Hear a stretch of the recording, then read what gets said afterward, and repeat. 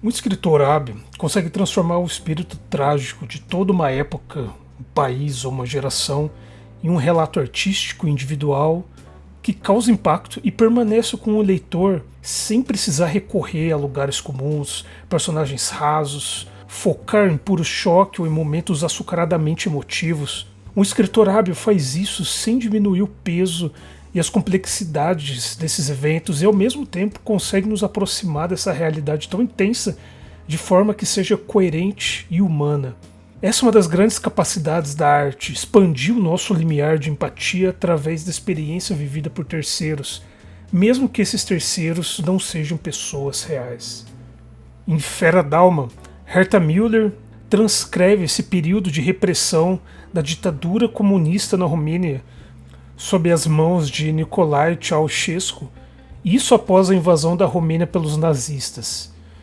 E o livro ele aborda não só os terrores desse regime, mas também o preconceito sofrido pelos descendentes de alemães e as colônias alemãs que já habitavam o país mesmo antes desse período nazista. Vivendo nesse território que está submerso em profunda desconfiança e preconceito. E ela faz isso com uma poesia e gravidade tão ímpar que torna essa obra um retrato da paranoia que existiu debaixo das mãos de Nicolae Ceausescu. A história ela é dita através dos olhos de uma jovem narradora não nomeada que vive nesse alojamento na faculdade e compartilha o dormitório com uma garota chamada Lola. E Lola tem esse diário em que ela vai escrevendo esses acontecimentos da vida dela que são bem intensos e trágicos, mas que são providos de uma certa vida. De uma vida que está em constante estado de esquiva, tentando escapar dessa realidade totalitária, até que um dia Lola ela é encontrada morta, o corpo dela enforcado dentro de um armário e a causa da morte é dada como suicídio. E por ter abandonado seu país, sua morte é denunciada como um ato de traição. Mesmo depois de morta, ela é expulsa do partido e jubilada da faculdade. Então, por esse início, já dá para ter uma noção de que não é um livro que vai trazer temas que são fáceis de serem digeridos. Talvez não são todos aqueles que vão gostar do livro, mas, pelo menos para mim, literatura e a arte em geral não é só feito com um propósito único de ser prazeroso ou belo, o que provavelmente já deve ser comum também para vocês. É algo muito mais complexo e dinâmico do que isso, e que não me caberia aprofundar nesse vídeo tentando explicar esses detalhes. Mas saiba que se você gosta de Kafka, Akhmatova ou Solzhenitsyn, você vai se sentir em casa lendo essa obra. A gravidade imposta aqui pelo texto é impossível de ser ignorada. É um livro pesado, cinzento, de bordas ásperas. A morte de Lola e o diário que ela deixa para trás serve mais ou menos como um catalisador para juntar a narradora a outros jovens, que juntos começam a realizar esses pequenos atos de subversão e eventualmente começam a ser regularmente interrogados por um agente do governo, o Capitão Pigeli, e ele intensifica ainda mais esse processo pelo qual o trauma se fixa a cada um desses personagens, se tornando parte deles. Até que eventualmente esse grupo sai do alojamento e cada um segue com a sua vida.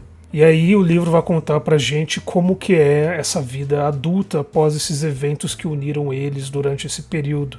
E o resto do livro vai ser a gente acompanhando a vida dessa narradora sem nome e de seus companheiros, o que acontece com cada um deles e como que é essa existência adulta em uma vida de constante ansiedade e vigilância, e sempre carregando a culpa de terem sido sobreviventes daquilo que eles passaram juntos. E então a gente vai observar essa repressão, essa paranoia que nunca abandona eles de fato. O estado aqui dá a impressão de ser essa criatura grotesca e gigantesca que fica te observando por detrás das árvores, em cada esquina. E não é apenas esse conceito político, mas é algo quase orgânico, que realmente parece entrar dentro da sua mente e nunca te abandonar. Como esse parasita que vai se alimentando de qualquer sentimento de segurança que você tiver. E o livro ele é cheio dessas imagens de coisas vivas, ratos, as árvores de amora, que potencializam essa ideia de organismos que decaem e resistem. Principalmente a figura das amoras aqui serve mais ou menos como resumo de como esse controle é feito pelas pessoas durante a época. Uma potente metáfora que existe aqui dentro do livro. Müller transforma o trauma desses personagens quase em outros personagens, nesses seres que param constantemente sobre a narrativa, influenciando cada ato, cada ação, cada conclusão que nós, como leitores, vai tomar dos fatos que a gente vai observar. As frases e as descrições, elas são propositalmente foscas, quase opacas. Assim como os personagens eles desconfiam e temem a todo momento, o texto também desconfia e também teme para falar sobre aquilo que está incerto, quase como se fosse para parecer que a autora está evitando criar falsas esperanças. Ainda que essas esperanças existam quase como se fossem migalhas.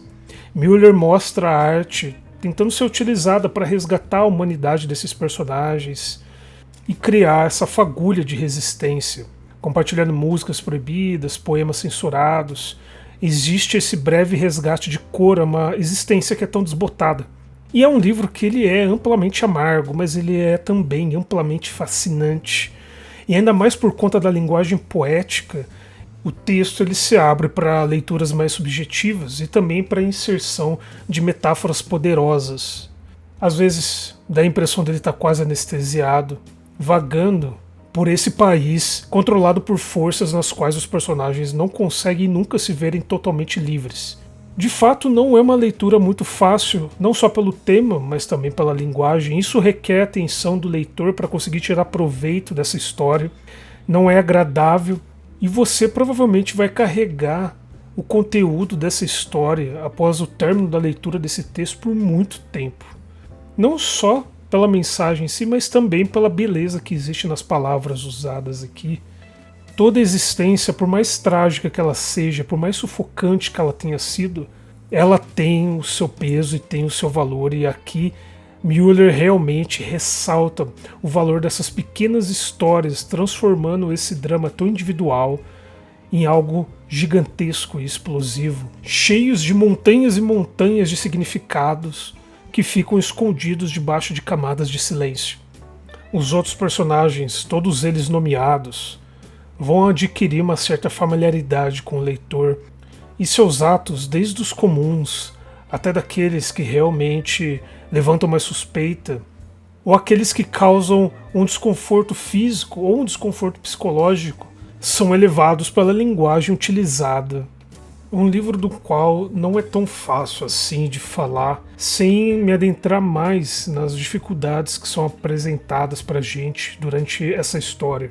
Mas, como é dito, nesse começo e fim circular do livro, quando ficamos em silêncio, nos tornamos desagradáveis. Quando falamos, nos tornamos ridículos. A minha nota para ele são 3 amoras verdes.